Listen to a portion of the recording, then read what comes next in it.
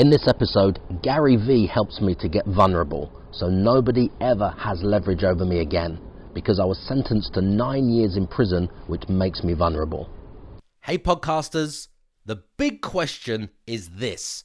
How did I buy over 200 properties, end up in prison for nearly 5 years, lose everything, then find the courage to start over in £175,000 of debt?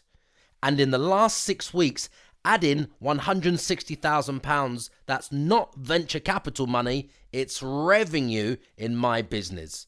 And growing my company to over £500,000 in the last 12 months. I'm Ryan Otto, and this podcast will give you all the answers.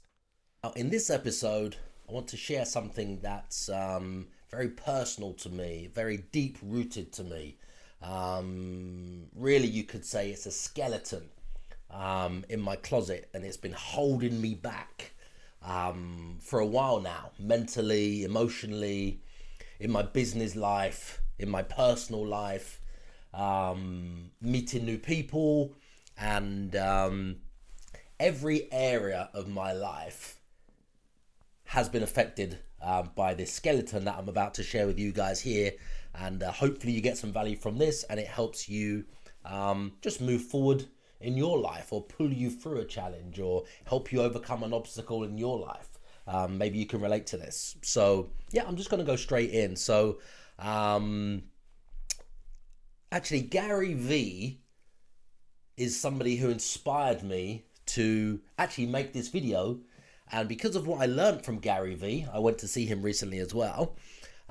Because of what I learned from Gary V, how he, inspired me to do this, it's actually had a huge impact on my business by doing this around about 6 weeks ago. So I'll just explain further, and then when I get towards the end, I'll let you know, obviously, the impact it's had on my company and how that's worked, and how it's been the best thing that I've done recently, the shift, that turning point. So to get the hockey stick growth by this hurdle, this barrier that's been in the way. So let me get to it. So just going back, I've been involved in property since the year 2000 really, and or actively buying from the year 2000, and business all at the same time. So started buying property early, around the year 2000. As an investor in the southeast of England. Now, that went quickly from buying properties to doing renovations, to finding more properties and buying investments at auctions, and borrowing money, joint venture finance, and then building a company. And cut a long story short, managed to purchase, over a couple of hundred properties. That's 200. Over several years, up until around about the property crash 2008. So over that 8-year period or so, built a team up to 12 staff, managed to purchase just over 200 properties, investments. Now, I would say young, I felt like I had it all. This is not to boast, but I was very young, in my early 20s, buying properties, making lots of money. 6 figures back then was like 7 figures now, obviously in 2019. 6 figures back then in around 2001, early 2000s is equivalent to 7 figures now, that kind of income. And so it's relative. And yeah, I bought the things that I really wanted. I bought a Porsche Carrera 911 Carrera 2S, so it was a top of the range Porsche Carrera, rear engine, rear wheel drive, because I grew up with motorbikes and motocross and petrol and adrenaline, so I didn't want to buy a Porsche to be a stockbroker or show off to look like I had money. I wanted a rear wheel drive, rear engine, not the 4-wheel drive, Porsche Carrera 911 C2S. So I could drive it like a sports car on the track, on the road. I took it to track days, and I actually exchanged it from a Yamaha YZF R6 motorbike that I had, because I love motorbikes. But my son was born, And every day I went out on my bike, the R6, wheeling, going through speed cameras, getting my knee down, all of those things that you do when you're young in your early 20s. Any day of the week, just going out on my bike, I could have died. So I made a conscious decision as an adult, as a father back then, to sell the bike or trade the bike for a car equivalent to the bike. So just so you understand, I went from the R6, Yamaha YZF R6, blue one. It was beautiful, my baby. Bought it brand new in Eastbourne. And I obviously traded it up for the Porsche Carrera 911 C2S. So yeah, back then, built a very successful company, bought over a couple of hundred properties, had the Porsche Carrera, wife, children, more children, living the luxury, lavish lifestyle. And yeah, from the outside, looks like everything's perfect. Probably lots of envy and jealousy from other people around us because, yeah, very young, very successful, lots of money, big team of staff. I think we got up to 12 staff and all the trimmings and trappings that comes with, a six-figure lifestyle when you're in your early 20s. Back in 20 years ago, I'm talking about early 2000s. So, yeah, then my life took a massive turn. And yeah, something terrible happened. I mean, I was busy chasing the money, chasing the dream, trying to build something like a legacy, something successful. I made lots of mistakes back then in reflection. And yeah, I found out that, my wife, obviously I met at school, childhood sweetheart, she had an affair. And yeah, that was very bad. And the events that happened after that was my best man, who is a lifelong friend. I had two best men. One's a businessman. One was involved in mixed martial arts. And he was my best man, known him from school. I confided in him.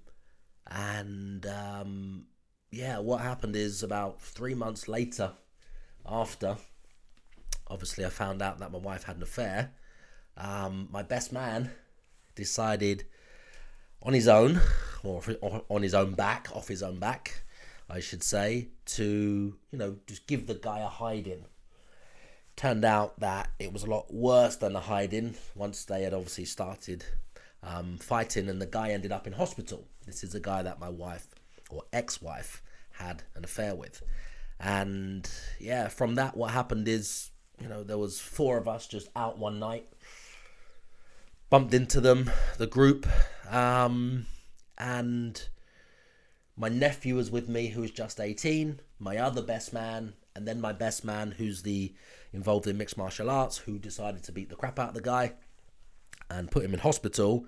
And it ended up that all 4 of us was arrested for a crime called joint enterprise. So me, my 2 best men, one of them actually did it, and my nephew all went to prison on remand for a crime called joint enterprise, which is the guy who did it. It doesn't matter. For example, let me give you an example. If a bank gets robbed, the person at the cashier with the gun threatening the staff gets the same sentence as the guy outside in the back that's in the car, the getaway driver. And the same for the guy who's in Marbella in Spain who planned it, okay? So it's classed as joint enterprise. So because my one guy committed the crime, which we was all charged for, and 3 of us were, out together, or 4 of us, it meant all 4 go to jail. Now, we went to prison, and it got to the point where, cut a long story short, 2 people went home based on the, pleading guilty to a lower charge, because we're there anyway. All of us are there and stuck, so everybody gets it. Whatever the sentence for the guy that did it, everybody gets it. So, cut a long story short, 2 went home and 2 stayed by pleading guilty, or I did, to a lower charge. Now, what that meant is I was sentenced to 9 years in prison for, in my mind, a crime that was not committed by me, committed by a lifelong friend. Now, massive disruption, as you can imagine. I mean, spending that time from being at the highest of the high in the property business, like I just said, having everything and still growing, getting that hockey stick growth, still growing, just getting started, you could say. And sentenced to jail, went to prison, to a category A prison at the start. And it was a 9-year sentence, which was terrible, as you can imagine. Coming from having everything to being locked in a cage and having nothing, it took its toll on me and my family. And I lost my wife at the time, lost custody of my children at the time, and lost my home, lost my confidence, self-esteem by being in prison, taken away or ripped away from the world. It was around Christmas as well. And so I lost my companies, the businesses that I'd built up, all the assets that I'd built up, all of my work in life. Worked hard for that. And so I spent quite a few years with some of the most high profile prisoners, criminals, some serial killers in the UK. And you have to adapt and adapt quickly, which is something I learned from business, to survive in a place like that. And obviously just one thing that springs to mind is just navigating through that situation. I always would say to myself every day, I just want to get through another day in prison without getting slashed in the face, because it's just how they operate in there. They're just animals. If there's a problem, or you talk to somebody one day who's a murderer, and then the next day you don't talk to them, or you forget to say hello to them, or you generally just miss them, didn't see them talking to you, the next day they don't take that very kindly. Because you can imagine, in a place like that, they're there for murder, they've got lots of problems, they might have been there for 18, 20, 25 years already, and they're somewhat can be unstable, if you understand what I mean. I was just hoping I could get through another day through those years of not getting my face slashed to pieces, so I can't get back into business and start again. Obviously, I've lost my family and children. That's the most important thing. But what was on my mind was also about navigating through that minefield or battlefield every single day. Which was tough.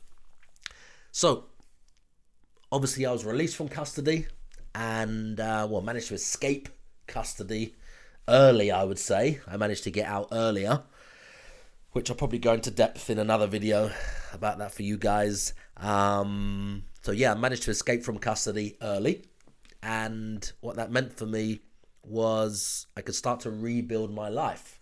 Now, something that has stuck with me is something that Gary Vee said about being vulnerable and having a skeleton in your closet, or having a secret. So obviously when I came out of prison, you can imagine all of the things going through my mind, and the chemicals in my body, and how things had changed and how the world had moved on. I had to do things differently. And my first reaction was, I've got the skills and the knowledge and the confidence and the know-how in here and in here to start again. Money wasn't important. Getting my freedom back, liberty back, getting back into life, into society, seeing my children, 3 children, and family.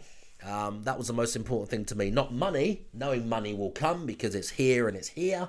But, I know what I'm made of, so money wasn't, I had no issues thinking I'm not going to make money again. It was rebuild my life, get my children back, and build that relationship with them, and spend time with them, and, repay my family for everything they did for me while I was in there.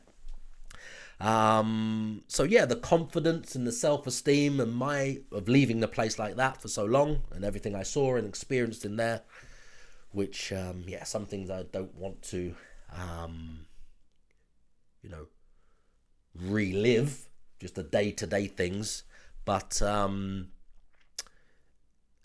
it meant for me that when I left somewhere like that, I obviously had some shame. I was obviously ashamed. And yeah, so I operated in the shadows. Obviously, I spent the time with my children to try and rebuild all of those things, which are great now. And I just operated in the shadows. So what that meant for me in business, and how this relates to business, is I was operating in a very small world, very small box. I mean, I was ashamed of telling people my real name, for example. So I don't want to go to a meeting, or before I even got to the meeting, to try and do some property deals again. I didn't want to tell them my name, because they could just do a little search, etc., and find some things out, and find out this guy's been to prison, and then that just puts them off. So I had to have a strategy to get around that, which is obviously what I did for a while, to navigate around those objections that I was going to get. But it meant I could only play small from leaving custody until I had the confidence again to put myself out there and just accept the judgment, whatever the judgment is. But I started small, operating in the shadows, being as discreet as I could, hiding behind a cloak of anonymity, you could say, to operate, which meant slow, which meant difficult, which meant everything was 10 times harder or 1,000,000 times harder, and growth is just ticking over, okay? I want the hockey stick growth. That's what I want, not just a ticking over and building slowly. Hockey stick is what I'm looking for to get back into the game. Now, yeah, it's something that I learned from Gary Vee, or listening to his content. I listen to a lot of Gary Vee's content, someone I've got a lot of time for. I value what he does and how he doesn't jump on the guru selling all the training things. He learns something one week, and next week he's a guru in selling something else, and then the next week something else, and then the next trend, and then the next trend, and then the next trend. That's not what he does. So I have lots of time. I don't have a lot of time for many of those people, but there's a very few that I do. Probably 3 I could think of. Maybe 4 at the absolute most, okay? That I have any respect for out of those so-called gurus. Hey, podcasters, let me just jump in quickly.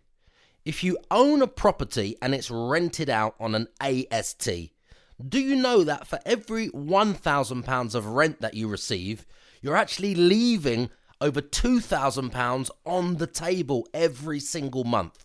Because when you work with my team, every £1,000 of rent is now returning £3,000 for us and our clients. That's every single month. Now you can discover more by just entering your postcode at www.theyrentanyhome.com. That's www.theyrentanyhome.com. Anyway, so something I learned from him was about when you're vulnerable to anything, you're just at a disadvantage and you have no leverage. When somebody else has the leverage over you, or you keep yourself in that vulnerable state, then everything is harder and you can't make any progress. It's very difficult to go forward.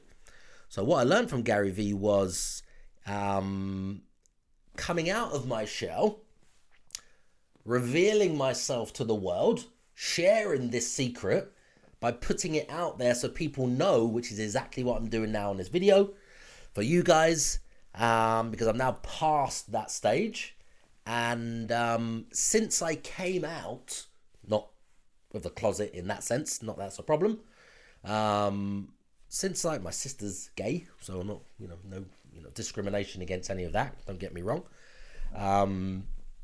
But since I came out from behind the curtain, excuse me, to reveal this secret, it's a massive, massive weight off of my shoulder. It's a massive lift. I'm hoping that this just inspires some of you guys that are watching that may have a similar problem, or, maybe not, you've been to jail and locked in a cage and, spent, a large chunk of your, early 30s with some of the world and the UK's most hardened gangsters and criminals and rapists and serial killers, because they're all mixed together, from category A prisons. So I'm not saying that you've been in a place like that. I'm saying you may relate to it and have any other problem in your life which is holding you back, okay? So when I came out with this secret for the first time, because I've been hiding and operating in the shadows, which is not good enough for me, it meant I was small, and I've exhausted everything I could have done in that small world, got to the top of the smallest level, and I just needed to obviously open up and talk to people. No network I had. Nobody was there for me after leaving custody, starting from zero. So when you come across all of these, or some very wealthy person is asked, if you had to start from zero, what would you do now? Or what would you do for the next 30 days? Or what would you do for the next 100 days? Okay. I've actually lived that, and I'm actually living that right now. So yeah, I'm a good person to ask, what would you actually do, or what are you doing since having everything and losing everything and losing your liberty and going to jail and leaving jail with around, I don't know, £175,000 worth of debt. Never bankrupt, but around £175,000 in the red, okay? The day I leave custody. So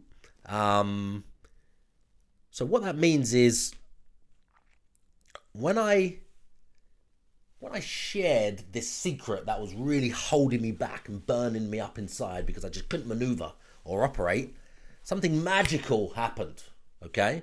So I've been holding on to this, I shared it, and just that little shift, something magical happened. Let me explain what I mean by that. I had no network, no joint venture partners or anything like that, no backing or anything. It was just me on my own getting started. No list, no JV partners, no friends I could leverage that I could get them to mail for me or email for me or anything like that. And I had this massive secret of just coming out of jail, which was holding me back mentally, emotionally, in every possible way, financially. So I went to a meeting with the largest letting agent in the city, okay? The largest agent. They've got about 30 odd staff, 32, 35 staff. They, let a property, at least one every single day of the year. They manage probably now close to, I don't know, around 500 properties, I think. They're getting close to that point, somewhere around there. And I had this meeting, or the meeting was organized, and I thought to myself, am I going to not tell the truth about my background and obviously, that life, or am I going to be transparent and put myself out there and see what happens by telling the truth at this first meeting with the guy who runs the branch, runs the agency, runs the team? Shall I give him the truth, or shall I just try to continue to operate in the shadows? Now, it got to the point where I thought this one relationship, and first relationship since leaving custody, would be the breakthrough, could be the breakthrough, has the potential to change my life, change my business and everything else, and give me the confidence to get to the next level.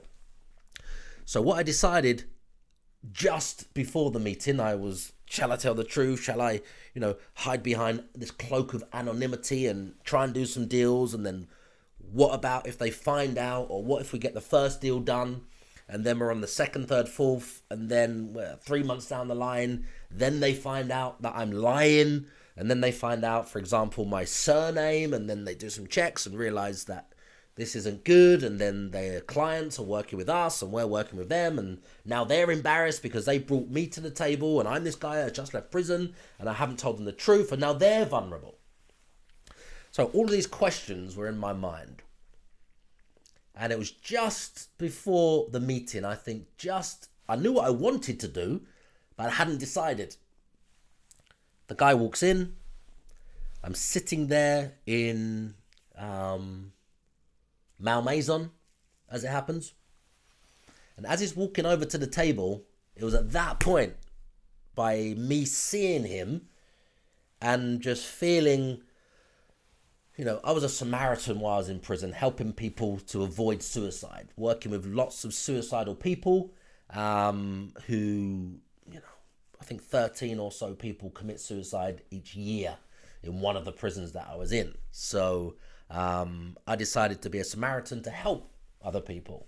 So I don't want anybody to die or kill themselves. And if there's something that I could help them with, or talk to them, or just listen, and that gave them some value and stopped them, taking their own life, these young men locked in cages. It's giving me goosebumps now, if you can see this.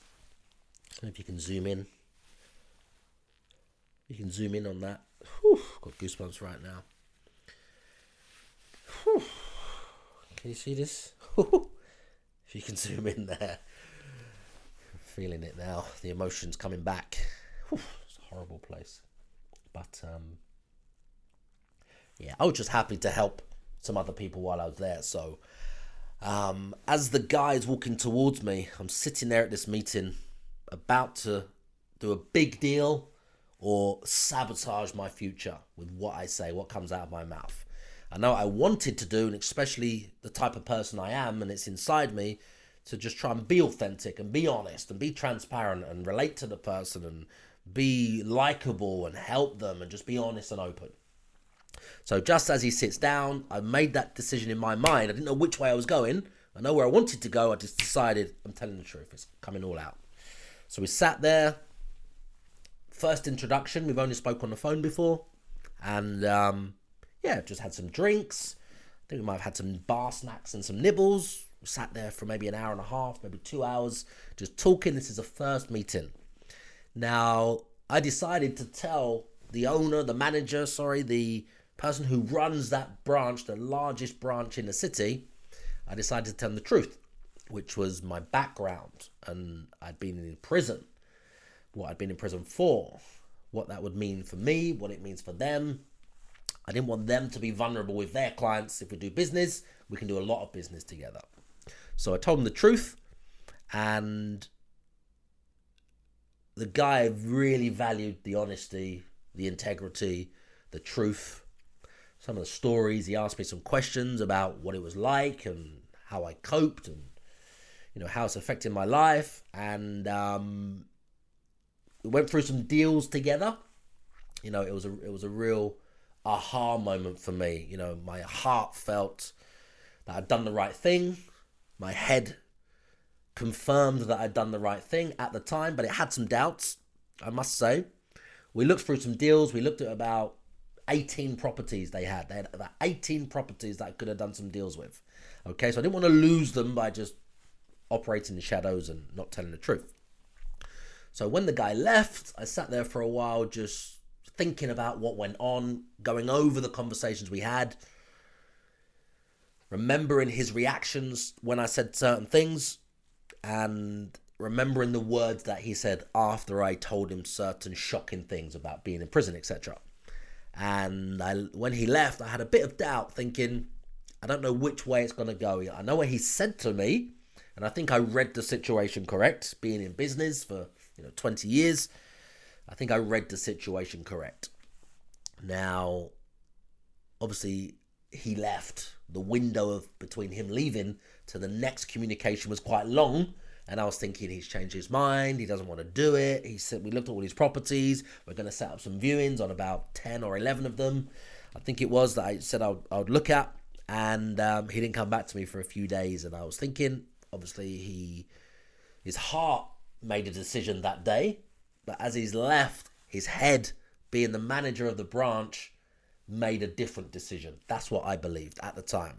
So I just put it down to, when I told the truth, I'm not vulnerable anymore, or I'm vulnerable at a much higher level now, but I was happy with that. A few days went by, he came back to me, just said he was busy, said he had some time off, he had a trip away to Vienna or something, and he's in the middle of proposing to his future wife, and he was waiting for clients to get back to him. So 4 or 5 days went by, and then he came back to me, and then that's when I knew he really appreciated what I told him. It cemented our relationship like that with the honesty. He said it wouldn't be a problem at all. He's glad that he knows, so he's not vulnerable at any stage. I've got goosebumps again. That's how happy I was and delighted. It's the first relationship that I've put together since I came out of custody for business, the first one. And it's been the most profitable, which I'll explain in a minute. So we met up again, then we met up again, then we met up again, and went through all the details and the contracts and everything else. And I think I went to see 18 properties in a short period of time and put some offers in from the 18 properties.